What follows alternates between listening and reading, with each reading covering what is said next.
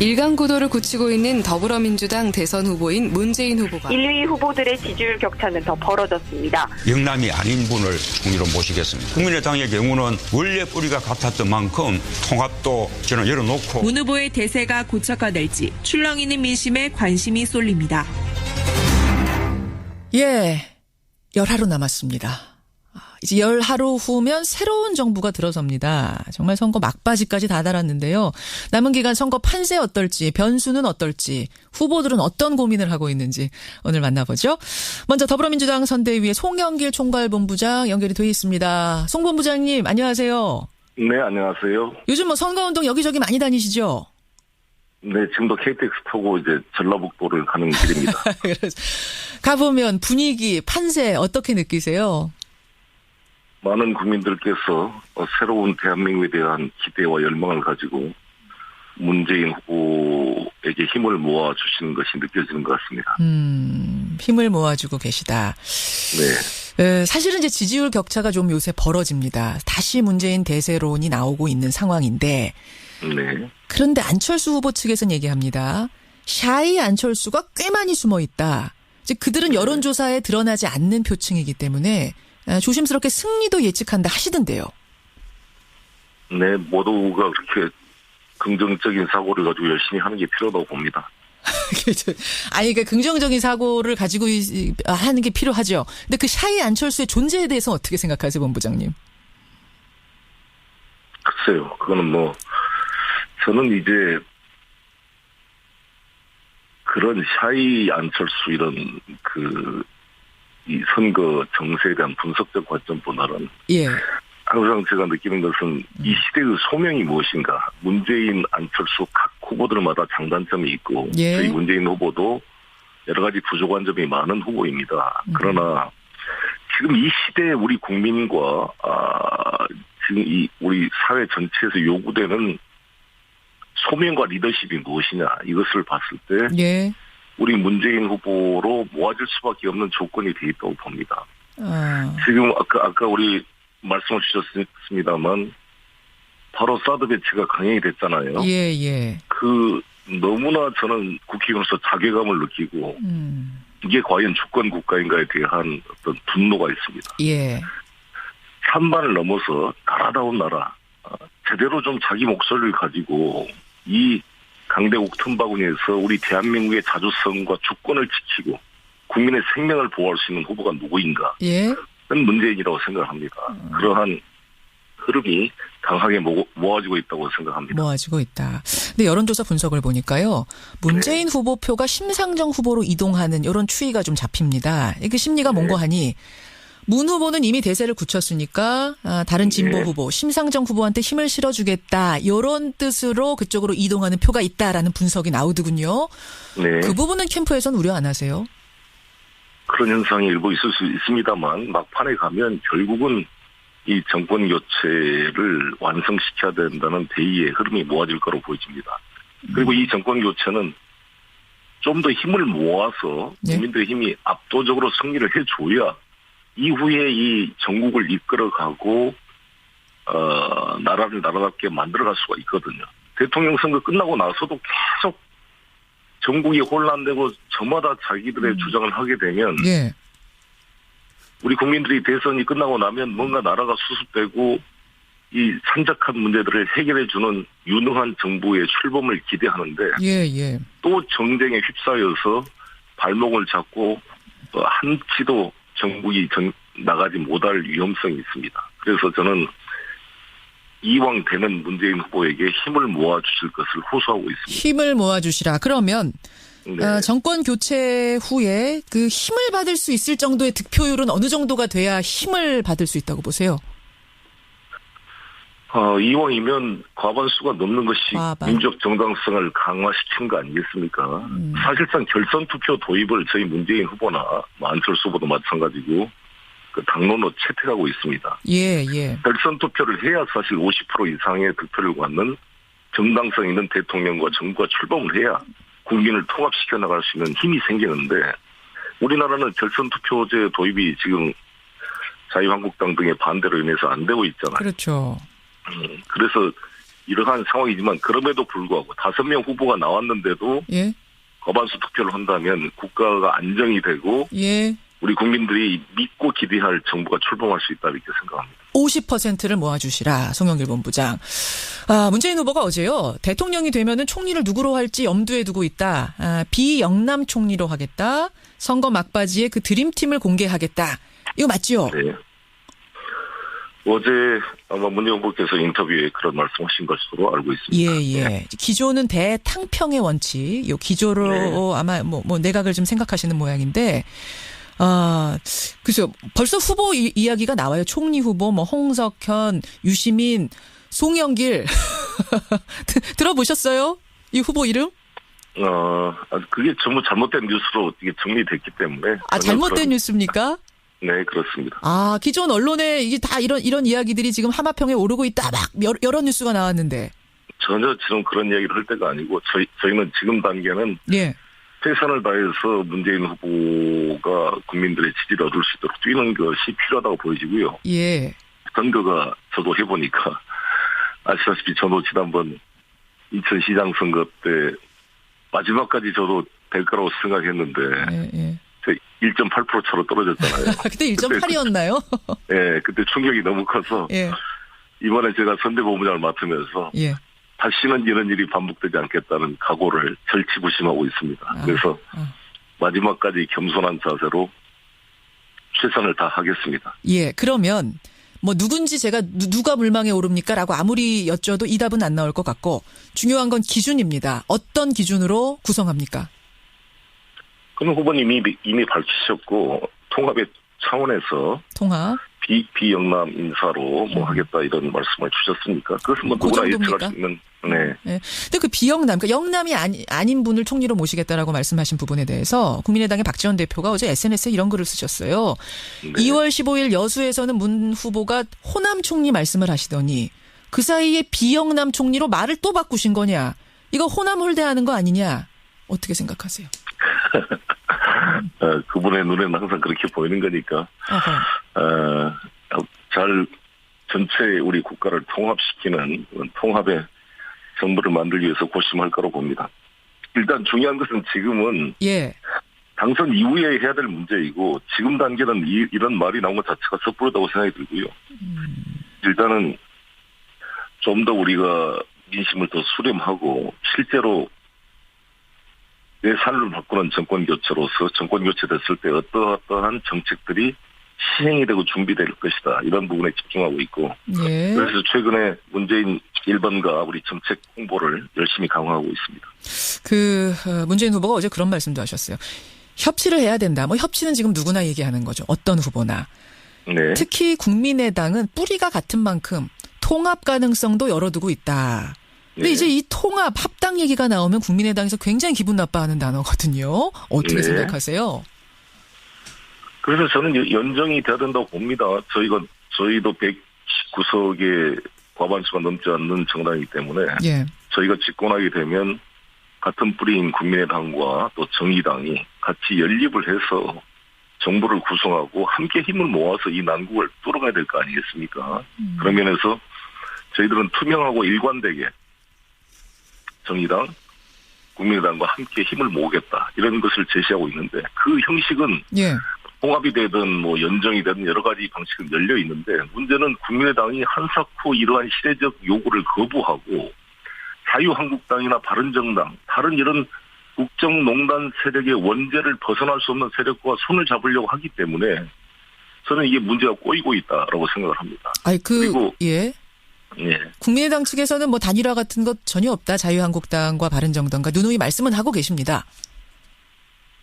그렇지만 사실상 그 손을 떼고 있고 자유한국당, 바른정당도 내각에 참여시켜서 그런 의미로 통합정부를 만들겠다 이러한 의사를 표시하고 있는 거 아니겠습니까? 그러니까 통합정부를 만들고 협치를 하더라도 그럼 자유한국당이나 바른정당하고는 손 안 잡으시는 거예요? 민주당은? 협치를 하는 거죠. 이 연정이라는 것은 정부를 공동으로 구성하는 것인데 예. 아예 정책 자체가 전혀 다르고 틀린 사람들이 같은 정부를 구성하면 그 정부가 굴러가겠습니까? 그러니까 대통령의 통치 체력과 부딪히는 장관을 임명해서 장관이 대통령의 뜻에 항명하고 부딪히는 정부가 어떻게 유지가 되겠어요. 아하. 협조는 구하되 그쪽 사람들과 연정이라든지 그러니까 협치 이상의 것을 생각하진 않는다 이런 말씀? 아니 예를 들어서 예.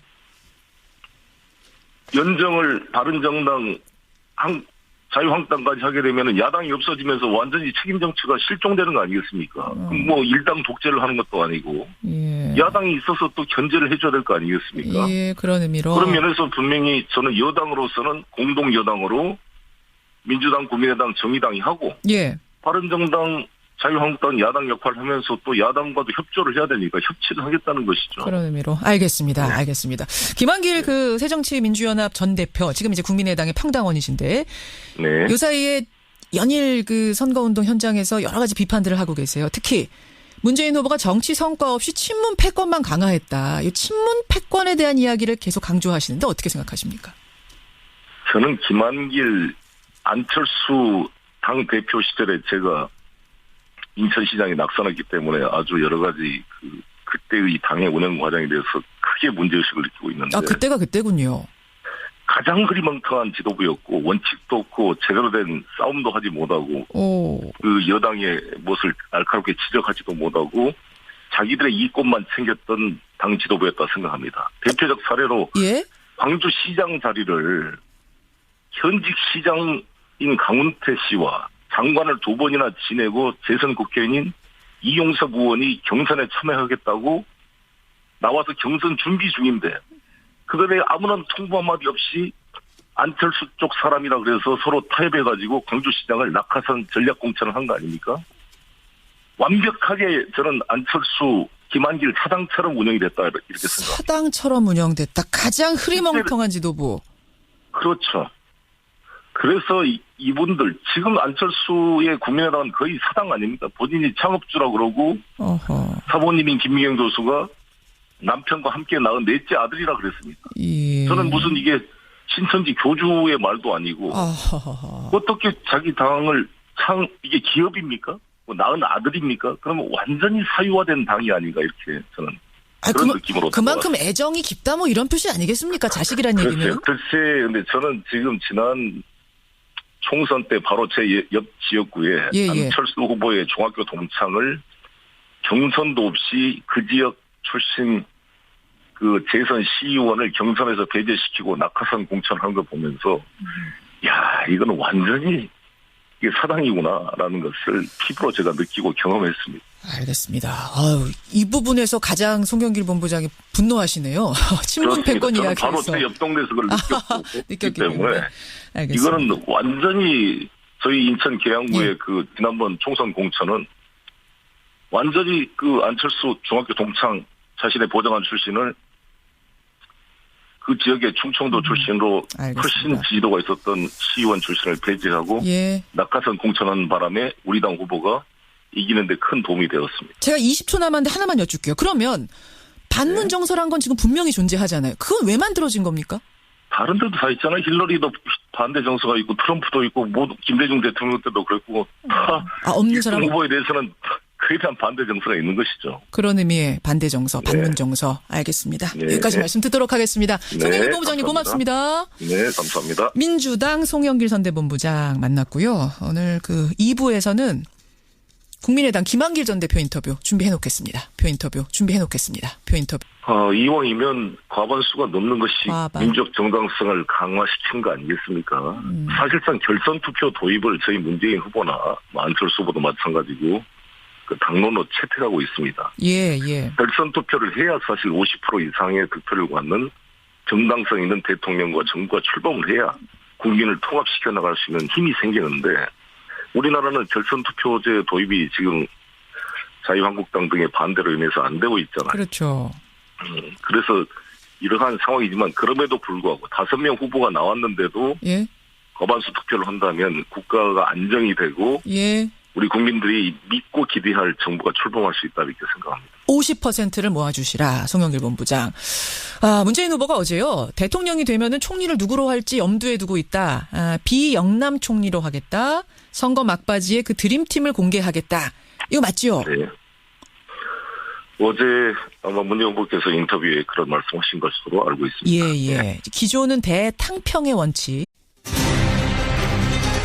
일강구도를 굳히고 있는 더불어민주당 대선 후보인 문재인 후보가 1, 2위 후보들의 지지율 격차는 더 벌어졌습니다. 영남이 아닌 분을 국민으로 모시겠습니다. 국민의당의 경우는 원래 뿌리가 같았던 만큼 통합도 저는 열어놓고 문 후보의 대세가 고착화될지 출렁이는 민심에 관심이 쏠립니다. 예, 열하루 남았습니다. 이제 열하루 후면 새로운 정부가 들어섭니다. 정말 선거 막바지까지 다다랐는데요. 남은 기간 선거 판세 어떨지, 변수는 어떨지, 후보들은 어떤 고민을 하고 있는지 오늘 만나보죠. 먼저 더불어민주당 선대위의 송영길 총괄본부장 연결이 돼 있습니다. 송 본부장님 안녕하세요. 네, 안녕하세요. 요즘 뭐 선거운동 여기저기 많이 다니시죠? 네, 지금도 KTX 타고 이제 전라북도를 가는 길입니다. 가보면 분위기, 판세 어떻게 느끼세요? 많은 국민들께서 새로운 대한민국에 대한 기대와 열망을 가지고 문재인 후보에게 힘을 모아주시는 것이 느껴지는 것 같습니다. 힘을. 그래서 요구되는 소명과 리더십이 무엇이냐 이것을 봤을 때 예. 우리 문재인 후보로 모아질 수밖에 없는 조건이 돼 있다고 봅니다. 지금 아까 우리 말씀을 주셨습니다만 바로 사드 배치가 강행이 됐잖아요. 예, 예. 너무나 저는 국회의원으로서 자괴감을 느끼고 이게 과연 주권 국가인가에 대한 어떤 분노가 있습니다. 예. 찬반을 넘어서 나라다운 나라, 제대로 좀 자기 목소리를 가지고 이 강대국 틈바구니에서 우리 대한민국의 자주성과 주권을 지키고 국민의 생명을 보호할 수 있는 후보가 누구인가? 예. 그건 문재인이라고 생각합니다. 그러한 흐름이 강하게 모아지고 있다고 생각합니다. 모아지고 있다. 근데 여론조사 분석을 보니까요. 문재인 네. 후보표가 심상정 후보로 이동하는 이런 추이가 좀 잡힙니다. 그 심리가 뭔고 하니 문 후보는 이미 대세를 굳혔으니까 다른 진보 네. 후보, 심상정 후보한테 힘을 실어주겠다. 이런 뜻으로 그쪽으로 이동하는 표가 있다라는 분석이 나오더군요. 네. 그 부분은 캠프에서는 우려 안 하세요? 모아주고 계시다. 네. 사실은 이제 지지율 격차가 좀 요새 벌어집니다. 다시 문재인 대세론이 나오고 있는 상황인데. 네. 그런데 안철수 후보 측에서는 얘기합니다. 샤이 안철수가 꽤 많이 숨어 있다. 이제 그들은 여론조사에 드러나지 않는 표층이기 때문에 조심스럽게 승리도 예측한다 하시던데요. 네, 모두가 그렇게 긍정적인 사고를 가지고 열심히 하는 게 필요하다고 봅니다. 아니, 그러니까 긍정적인 사고를 가지고 하는 게 필요하죠. 근데 그 샤이 안철수의 존재에 대해서 어떻게 생각하세요, 본부장님? 글쎄요, 그거는 저는 이제 그런 샤이 안철수 이런 이 선거 정세에 대한 분석적 관점보다는 예. 항상 제가 느끼는 것은 이 시대의 소명이 무엇인가. 문재인, 안철수 각 후보들마다 장단점이 있고 예. 저희 문재인 후보도 여러 가지 부족한 점이 많은 후보입니다. 그러나 지금 이 시대에 우리 국민과 지금 우리 사회 전 그런 현상이 일부 있을 수 있습니다만 막판에 가면 결국은 이 정권 교체를 완성시켜야 된다는 대의의 흐름이 모아질 거로 보여집니다. 그리고 이 정권 교체는 좀 더 힘을 모아서 국민들의 힘이 압도적으로 승리를 해줘야 이후에 이 전국을 이끌어가고 나라를 나라답게 만들어갈 수가 있거든요.